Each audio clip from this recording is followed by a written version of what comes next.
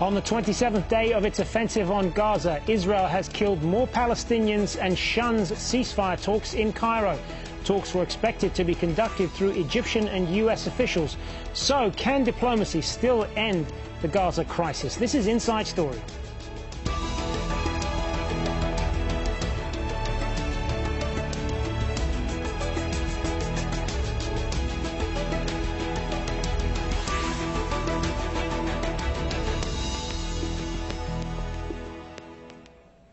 Hello, welcome to Inside Story. I'm Hazem Seeker. Well, talks in Egypt on the crisis in Gaza look likely to be pushed back as Israel steps up its offensive. Representatives from Palestinian groups, including Hamas, arrived in Cairo for ceasefire talks.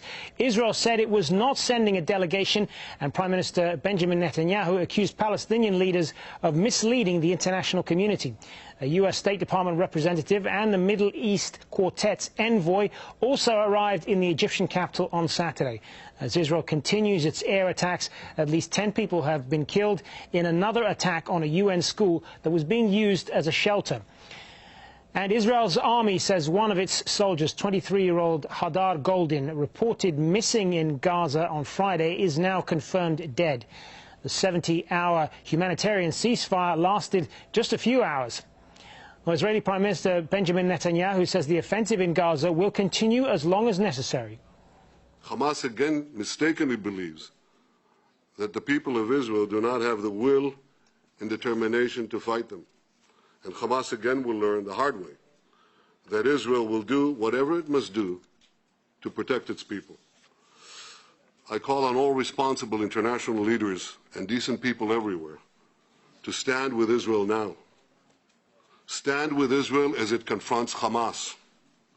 Stand with Israel as it defends itself against Hamas' deliberate and indiscriminate attacks on our civilians. Well, Hamas and Israel blamed each other for the breakdown in the latest humanitarian ceasefire. It was the best hope so far to bring an end to the fighting. A skirmish over a Hamas tunnel led to the deaths of at least 2 Israeli soldiers. The UN and the US blamed Hamas for the end of the ceasefire.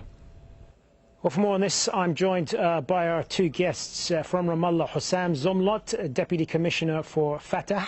Hossam was part of the delegation to submit the Palestinian state status at the United Nations. And from Jerusalem, we have Yishai Fleisher, a radio host, a Voice of Israel, and columnist at Jerusalem Post magazine. Yishai also serves in an active combat reserve paratrooper unit in the Israeli armed forces. Thank you very much for being with us, both of you. Yishai Fleisher, if I could start with you, let's talk about the diplomatic aspect of all this, those talks in Cairo between a number of parties. The one group that is conspicuous by its absence is anyone from Israel. Why is that, and what prospect is there for any sort of peace if Israel isn't taking part? Well, I think that, firstly, we've gone through many ceasefires here, and we don't want to play the fool again and have another ceasefire where we cease and they fire. So I think this time we're sitting this out. Israel is sitting out these negotiations. And I think also we're just not going to negotiate with terrorists any longer. We're going to pull back to a security zone, a buffer zone. We're going to continue operations in Gaza to stop the tunnels, to stop the rockets. But I don't think we're going to be talking a lot more until we see the cessation of violence at Israel. And I think that's the position of strength that Israel is going to have to take. Hossam Zomlot, your response. Well, what I just heard from Yishai confirms exactly the Israeli trajectory and behavior for many decades. The first confirmation is that Israel will continue blocking any political track anywhere. I think what Mr. Netanyahu did yesterday, the Israeli Prime Minister, in that press conference, is just try and deliver a preemptive strike against any possible political breakthrough in Cairo. Because Israel and the current Israeli government do not really want to address the real issues, that is the siege, the rights of people, the occupation, and the end the illegality in general. That's on the one hand. On the other hand, also, it confirms a longer-term trajectory of blocking any political horizon. You know, a few weeks before all these atrocities, we, the Palestinian side here, the leadership, have offered Mr. Netanyahu and the world such a unique solution, political solution to the issues in Gaza by forming a national consensus government that has the consent of Hamas and Fatah and all parties. This government has a platform of three main issues. The first is recognizing Israel on the 1967 borders. The second is renouncing violence. And the third is adhering and respecting previous agreements between the PLO and Israel.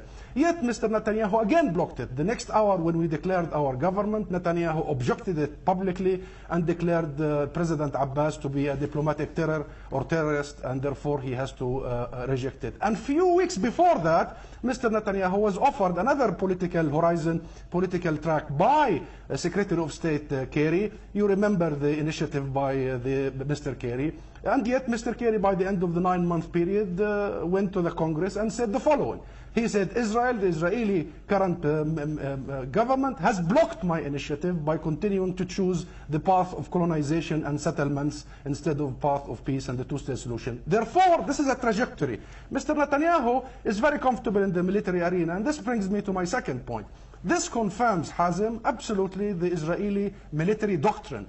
And the Israeli military doctrine goes like this. Whenever there is a confrontation, hit civilians, target civilians, wreak havoc in the infrastructure, the civil infrastructure, make sure that the civilian population will suffer severely, so pressure will be put on the political and resistance leadership of the Palestinians. And this, by the way, has been happening since the foundation of the State of Israel. You know, the scenes in the last few days is just reminding me that we are a nation that has been ongoing an Nakba since 1948. It never stopped. My father was a Palestinian child in 1948.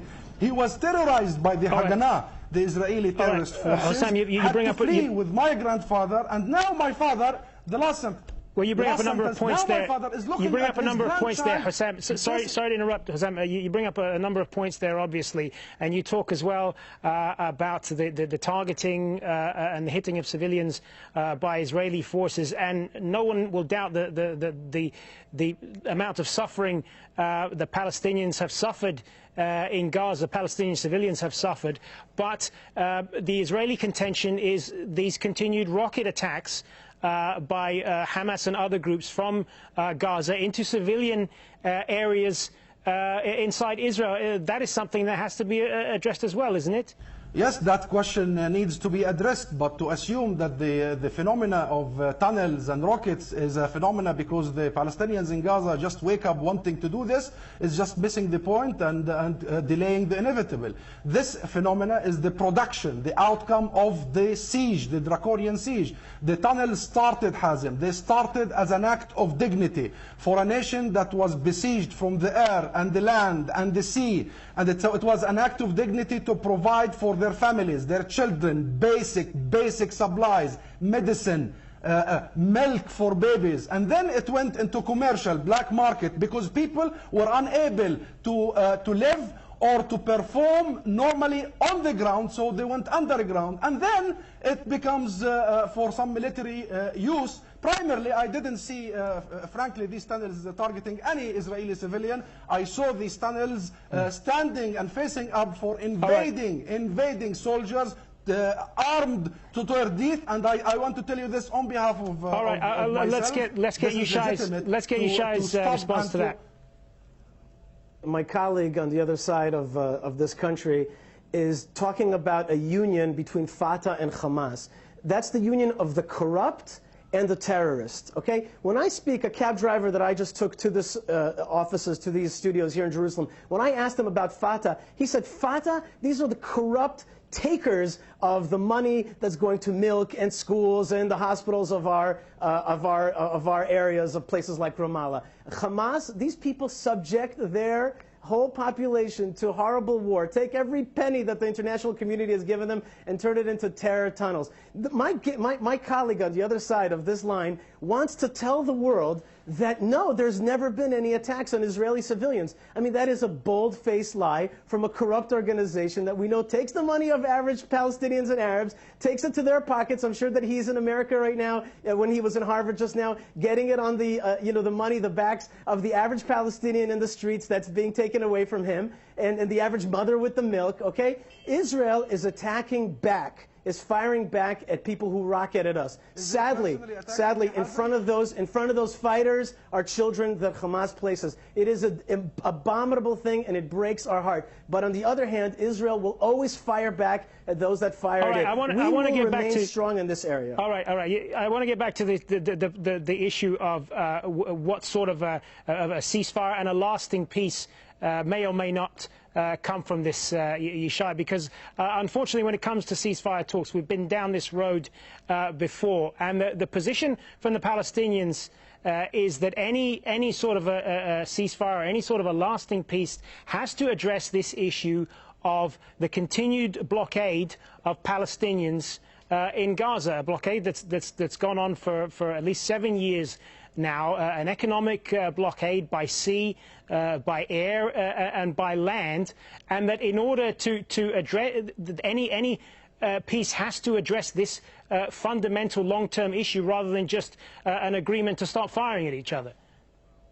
Absolutely, Chazam, and the answer is very simple. When you look at that blockade, partially it's from Israel, no doubt about it. There's another party to that blockade, and that's Egypt, because they fear Hamas, i.e. Muslim Brotherhood, just as much as Israel does. That's why Egyptians, who are Arabs, have blocked out Hamas's transients through the Sinai and through those tunnels. They are afraid of their terrorism. We have a very unusual union right now here in the Middle East. We have a coalition of Egypt, Israel, Saudi Arabia, maybe Jordan. I mean, this representative that you have on from Fatah, he's talking about Palestinian rights and Arabs being hurt. The fact of the matter is that the Arab world is deathly afraid of the jihad mentality that people like the Hamas bring, and they're the ones that are part of that blockade. You want to lift that blockade? Talk to Arab brothers and sisters. Ask them why there's a blockade on Gaza, and they'll tell you it's because of the jihad that we don't want to infect our beautiful Egypt or our Jordan or our Saudi Arabia. We want a normal life, a little bit more like Israel, and the folks from Fatah and Hamas are not going to give us that. They're going to give us more jihad, more destruction, and in the case of your guest, more corruption.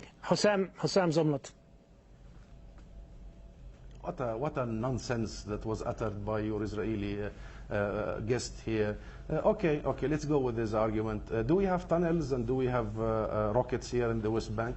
Do we have in the West Bank Hamas in control? Did we have Hamas to start with 20 years ago? This has been a trajectory. We have nothing in the West Bank.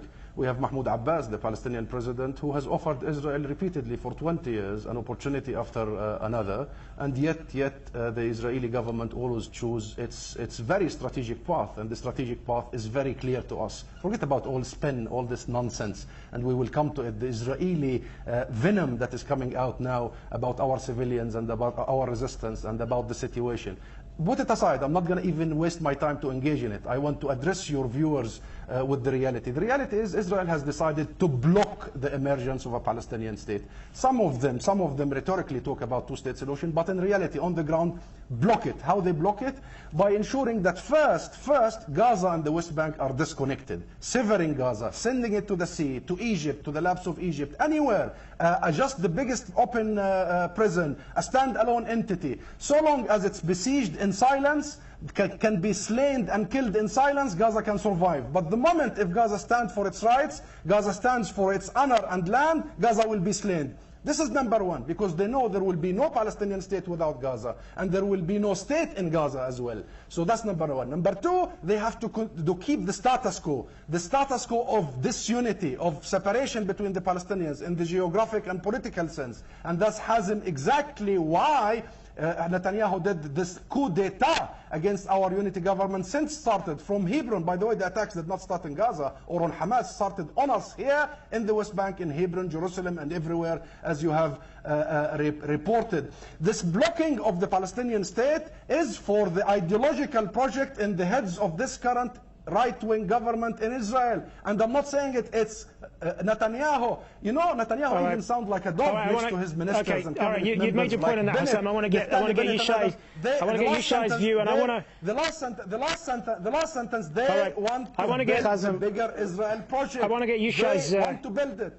I want to get Yishai's view on what some of what you just said there, and I want to talk, Yishai, about the proportionality of all of this. If, as you believe, Israel wants a peaceful end to this, why do we see this continued bombing of civilian areas in Gaza? And, you know, when we look at the numbers of how many Palestinians have been killed, how many areas have been destroyed compared to what's happened on the other side in Israel, I mean, why should it surprise you the amount of condemnation that has been heaped on Israel? First thing, it doesn't surprise me, the amount of condemnation, but it also doesn't bother me, because after the Holocaust, the Jewish state Israel is there to defend the Jewish people, and that's our first goal. And if Hamas is going to fire 3,000 rockets, and they're going to try to hit our civilians, we're going to hit them back. Hardly any of those rockets land. Hardly any of those rockets land in civilian-populated areas in Israel. You know that. Right. I do know that, Chazam, and I have to take off my journalist hat and put on my rabbi hat for a second. Okay, the cab driver that I was with just now before I got here, he says to me, how is it that 3,000 rockets that Hamas sent have not really hit Israeli populations so much? We have had a few people killed, but mostly it has landed in open areas. And I put on my rabbi hat and I told them, it's min Allah, it's from God. It happens to be that there's 22 Arab countries around here. God loves, Allah loves the Arab world. He gives them oil from the ground. But this tiny place, Israel and Al-Quds, Jerusalem, is for the Jews. That's from Allah. It's in the Quran. And that's the only way I can explain how 3,000 rockets have hit the desert and have not hit Israel. There's no other way to explain it. It's not the Iron Dome, and it's not because Hamas don't know how to point a rocket. That's the only explanation that you could give. With regarding to Hussam, he is so funny because he's talking about this Arab unity. It's so funny. When Fatah was actually in charge of Gaza, Hamas came, put Fatah officials, probably friends of Hussam, on rooftops and kicked them off. There's no friendship between these people. He right now wants to represent them because he wants to fight for the Palestinian cause. And with one point do I agree. There is one point that I agree. And here now I'm not going to speak as a representative, and I am not a representative of our government. I do agree that we stand against the Palestinian state. That is 100% true. We do not believe in that. That's been a mistake. Oslo was a mistake. The pullout out of Gaza was a mistake. No, but you should point out, Yishai, there are many Israelis who would support a Palestinian state. You happen to be one of them that doesn't, and that's fine. But what's wrong with? I mean, if a Palestinian state, a viable Palestinian state next to an Israeli one, leads to lasting peace, why wouldn't you support that? We haven't seen anything like that. Hazem, we haven't seen anything like that. We have seen only a warlike state next to our state. I support much more Arabs and Palestinians living in our country, Israel, a united country with minorities, Arabs living in it. I think that that's going to work out much better. I don't believe in these divisions. I don't believe in cutting away our ancestral homeland and making a Palestinian war state. I do believe in those Arabs having the right to their houses, to their lives. I believe in them being incorporated in Israel. And if you ask Arabs, right, the statistics show that if you ask Arabs, that's exactly what they prefer. They don't prefer to be under a state that Hussam is going to run and reach into their pockets and grab their money or kill their kids or whatever they do over there, or not have any liberty or freedom of speech, okay? They don't want that. They want freedom, the kind that Israel offers. I belong to a movement that is one of the greatest. I say that I was born in the Rafah refugee camp, in the most impoverished situation ever because of the establishment of your country. Even though my father and grandfather landlords owned a huge amount of land, I was born in a tent of the UNRWA, and really, like the entire nation of mine, have invested in ourselves to go all the way to Harvard to teach the Americans, not only to go and why is it that Egypt is against? Why is it that Egypt is against your tunnels? So you need to know. Why is it that your own countries are against? I heard you. Stop the. Hear your people. It's time for you to hear your people, not to hear me. Hear your own people. Every single person tells me the same thing. No one's going to be heard if we're talking at the same time. Yishai, just let Hassan finish his point. Stop cutting me. Stop cutting me. Stop cutting me. I hold a British nationality. I hold a PhD from the London School of Economics, and I lived in America for long years. Yet I decided to come back here and to live here with my family and 2 children here. This is your problem. It's not about the form of the solution. Your problem is against my very existence. And I tell you, Rabbi, now you put the hat of a rabbi. You know, you are not defending Judaism, nor you are defending even Israel. What you are doing now, you are defending Israel's expansion. You are defending Israel's colonialism. You are defending Israel's siege. You are defending Israel's wall. Come and live with us here. Go to Gaza and see the sheer injustice that is happening on a daily basis. All right. Go and sit in these homes in Gaza for 7 let's years just stay. without electricity, without water, without basic. And you've made your point on that. You've made a point. All right, you've made your point on that, Hassam. You've got to calm down. Let's try and let cooler heads prevail here. Let's keep the focus of this discussion back on Gaza, if I can. And I want to put this back. I want to put this to Yishai. The continued shelling of Gaza by Israeli forces has led to, by the last count, at least 1,700 Palestinians killed. On the Israeli side, we have 64 soldiers killed. That is the sort of proportionality that is unfathomable, no matter how you look at it. So if the argument is that Israel is targeting Hamas for continued rocket attacks into Israel, most of which don't even hit populated areas, I mean, how can you continue to justify this? That is the most ridiculous question I ever heard in my life. Do you think I'm going to argue morality of war with the jihad?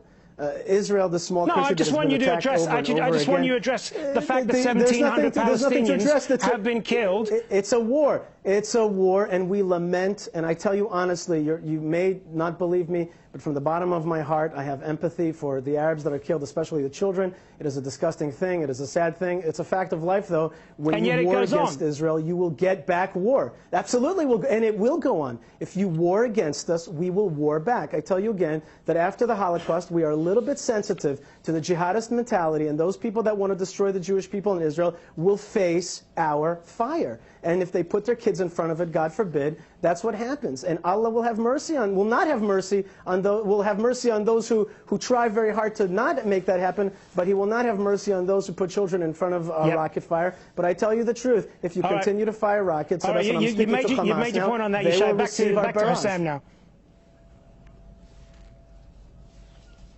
Hazem, I kept hearing the rabbi, and I'd like to address him as a rabbi. I have all the respect with Judaism as a religion. My grandfather raised me in Rafah refugee camp after being ethnically cleansed, my grandfather and my father, from where Israel is now. He raised me to respect Judaism and Jews. He told me to eat with a Jew. So I have all the respect for Judaism. My problem, rabbi, is not with Judaism. My problem is with Judaization. And there is a big difference that you know it very well. You are Judaizing my land. You are Judaizing my culture. You are Judaizing my history. You want me to be a visitor in my land. You are negating my existence, my very existence. And the point I really want to focus on right now is this.